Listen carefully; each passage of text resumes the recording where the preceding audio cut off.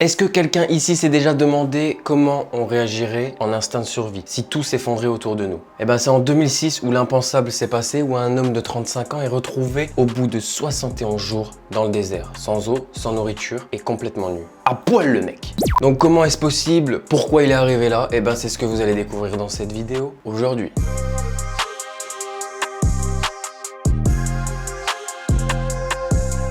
Puis si tu kiffes cette histoire et t'en veux plus, eh ben t'as juste à liker, ça coûte rien, ça prend 2 secondes et moi, ça m'aide dans mon délire.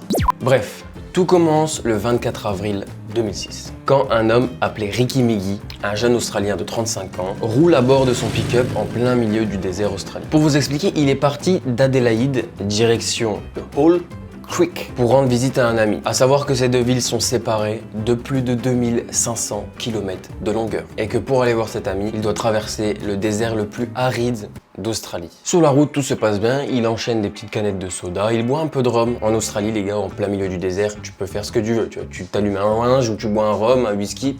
Y a pas de flic. En même temps, t'es dans le désert, tu roules tout droit. Donc là-bas, voilà, c'est une autre mentalité qu'ici. Donc tout se passe très bien. Ricky Meggie, avec sa petite chaîne de radio, continue sa route. Et à un moment, Ricky Meggie décide de prendre un raccourci qu'il connaît très bien pour rejoindre son ami. Il quitte alors la route principale pour poursuivre sur une route qui est très peu fréquentée dans le désert. Plus loin, après quelques heures, il voit 3 individus autour d'une voiture, capot levé, sur le bas-côté de la petite route du désert. Ces derniers paraissent en panne. Contraint de se garer pour leur venir en aide, car Ricky Meggie sait que si ces personnes sont vraiment en panne, il faudra beaucoup de temps avant que quelqu'un vienne les aider. Donc notre petit Ricky Meggie est un altruiste. Un altruiste? Comment on dit? Un altruiste. Un altruiste. Il est contraint de se garer pour leur venir en aide. Mais Ricky Meggie, il reste tout de même très prudent, car il sait que ça peut être très dangereux de se retrouver dans des endroits très reculés du désert, tout seul face à 3 hommes. Il va donc s'arrêter un peu plus loin et faire un signe de la main pour qu'un des hommes vienne le voir. Donc un des 3 individus arrive à la voiture de Ricky Meggie et lui explique qu'ils sont en panne depuis quelques heures et qu'ils ont trouvé la panne et c'est tout simplement une petite panne d'essence. Solidaire, Ricky Meggie lui dit « Pas de souci mon pote, monte dans la voiture, on va au village le plus proche pour aller chercher de l'essence. Je vous ramène et puis je repars tranquillement sur ma route. » Or, vous l'aurez compris, rien ne va se passer comme prévu. Mais voilà, Ricky Meggie et l'individu sont sur la route tranquillement, direction la ville la plus proche. Tout se passe vraiment très bien. Ricky Meggie enchaîne ses sodas et son petit verre de rhum et les minutes défilent. Ils se parlent un petit peu même si l'individu paraissait un peu étrange, timide. Sauf qu'après leur dialogue, quelques minutes, Ricky Meggie va se sentir pas bien. Il va être complètement déconnecté de la réalité. Tout va commencer par tourbillonner autour de lui jusqu'à même perdre connaissance. Lorsqu'il se réveille après quelques minutes, tout est vraiment bizarre. Il est assis sur le fauteuil arrière de sa voiture et tout seul. L'individu n'est plus là. Et c'est là qu'il voit que les clés de son véhicule sont toujours sur sa voiture et qu'elle est prête à démarrer. Il décide de repartir sur la route. Mais là, une scène digne d'un film va lui arriver. C'était sans compter l'arrivée soudain d'un homme s'agrippant à l'arrière de sa voiture. Surpris et terrifié, Ricky fait tout son possible pour dégager l'individu, main d'œuvre à gauche, à droite, digne d'un film d'action. Mais mission impossible. Ce dernier fracasse la vitre arrière de la voiture de Ricky et rentre dans la voiture. S'ensuit une bagarre époustouflante, puis vient une seconde perte de connaissance de Ricky. Et les amis, le cauchemar va commencer maintenant. L'Australien se réveille de cette perte de connaissance. Seul, dans le noir complet. Il va alors essayer de se débattre, il se sent étouffé, coincé, et c'est là qu'il se rend compte qu'il est sous une bâche en plastique et qu'il a été enterré vivant. Et peu à peu, il arrive à s'extirper du trou et comprend qu'il est complètement seul au milieu du désert. Dépouillé, sans eau et sans nourriture. Ses agresseurs lui ont laissé que dalle, rien du tout. À savoir que dans le désert, en plein milieu du soleil, les amis, il fait 42 degrés. C'est énorme. Il va se diriger vers l'est, c'est là d'où il arrive. Mais il fait super chaud dans le désert et Ricky sur sa route va faire plusieurs malaises. Il comprend alors qu'il doit s'hydrater pour vivre et au plus vite. Il va donc pendant 2 jours de marche boire son urine. Jusqu'au bout de ces 2 jours où la chance arrive enfin. Il va finalement tomber sur une petite rivière en plein milieu du désert où il va décider de se laisser emporter par le courant pour économiser ses forces. Notre victime s'affaiblit d'heure en heure. Il va donc être contraint de sortir de cette rivière pour se nourrir. Grâce à des pierres, du sable, etc., il va se construire un petit abri pour s'installer. Et il va alors se nourrir avec ce qu'il a sous la main. Et au menu des prochains jours pour cet homme, des grenouilles, des chenilles, des plantes, des sangsues qu'il va devoir manger le plus rapidement possible pour pas que les sangsues lui attaquent le bord des lèvres. Tout ça au prix de tomber souvent malade, car les insectes, les grenouilles, les lézards sont bourrés de maladies, sont crus. Les plantes qu'il va manger, il ne s'y connaît pas du tout, donc ils sont soit toxiques, soit comestibles. Ces petits repas sont pas très appétissants, je vous l'avoue, mais voilà, c'est son instinct de survie qui parle et il n'a pas le choix de se nourrir pour survivre. 3 semaines s'écoulent dans cet abri. Le temps passe et ne sachant comment sortir de cette situation, il décide de retourner dans sa rivière. Toujours en se laissant porter par le courant jusqu'à peut-être tomber sur un village. Et quelques heures après, il va tomber sur une trace de vie humaine.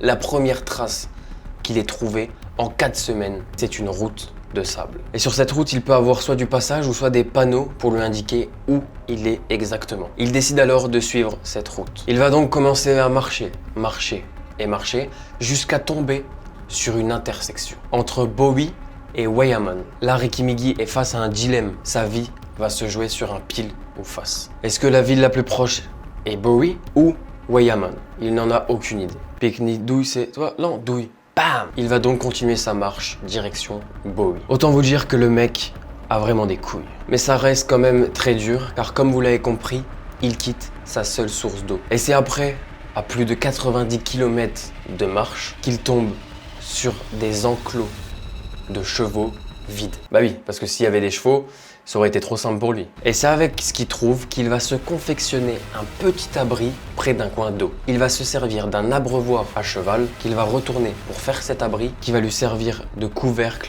aux rayons du soleil. Et dans cet abri, les amis, il va y vivre 7 semaines. 7 semaines avec toujours une petite routine, la journée dormir pour contrer le soleil et la nuit aller chercher à manger. Et Ricky va vraiment perdre dangereusement beaucoup de poids. Dans son gros malheur, Ricky a eu un minimum de chance. Car il s'est fait capturer et enterrer vivant en plein milieu d'une saison de pluie. Car dans le désert, il faut savoir qu'il y a 2 saisons, une saison sèche et une saison de pluie. Et donc en saison de pluie, on peut trouver plus facilement de la nourriture qu'en saison sèche. Et c'est d'ailleurs puisqu'il s'est perdu en saison de pluie qu'il va pouvoir survivre dans ce terrain hostile d'Australie. Mais malgré tout ce qu'il a enduré, ce fameux aventurier, une douleur lui subvient dans la mâchoire droite. Il va donc décider de regarder ce qui se passe, de s'ausculter lui-même et il découvre alors qu'il a un abcès au-dessus de la gencive. Petite parenthèse à savoir, dans le milieu médical, ça s'appelle une infection dentaire. Et l'infection peut se propager et arriver jusqu'au cerveau et nous tuer. Alors que tant bien que mal, dans cette souffrance intenable, il va réussir à s'arracher la dent infectée. Et donc se sauver la vie. Ça saigne, il y a du pus qui sort, il n'arrive plus à ouvrir la bouche, il n'arrive plus à parler, ni à manger. Il est vraiment soumis à la douleur. Les jours vont alors défiler et l'aventurier n'a vraiment plus d'espoir.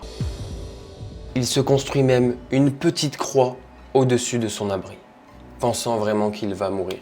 Ça doit être vraiment horrible pour lui à cet instant même. Le 4 avril 2006, tout bascule. Ricky Miggy devait un soir partir faire sa petite ronde pour trouver à manger. Et là, il va commencer par entendre un bruit de moteur. Mais Ricky se dit, pas de panique. Ça fait plusieurs semaines qu'il est dans les airs, il entend des voix de temps en temps, des bruits de moteur. C'est son cerveau qui lui joue encore sûrement des tours. Sauf que cette fois-ci, il distingue le bruit d'un changement de vitesse. Il va alors comprendre tout de suite que c'est pas son cerveau qui lui joue des tours et va essayer de ramper vers ce véhicule car il est à bout de souffle, il est à bout de force, il a vraiment du mal à marcher. De ses cordes vocales sèches, il a du mal à crier mais quand même, malgré la douleur de toutes ses forces, il va crier à l'aide.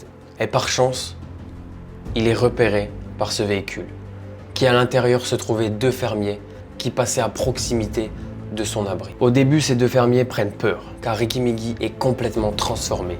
Il a perdu plus de 60 kilos, sa peau est noire et craquelée, mais les fermiers, voyant l'état physique de l'homme, ils comprennent vite qu'il est en danger et le prennent en charge. Et le conduisent immédiatement à l'hôpital le plus proche. À la surprise générale, les médecins généralistes racontent que Ricky Miggy n'est finalement pas en danger.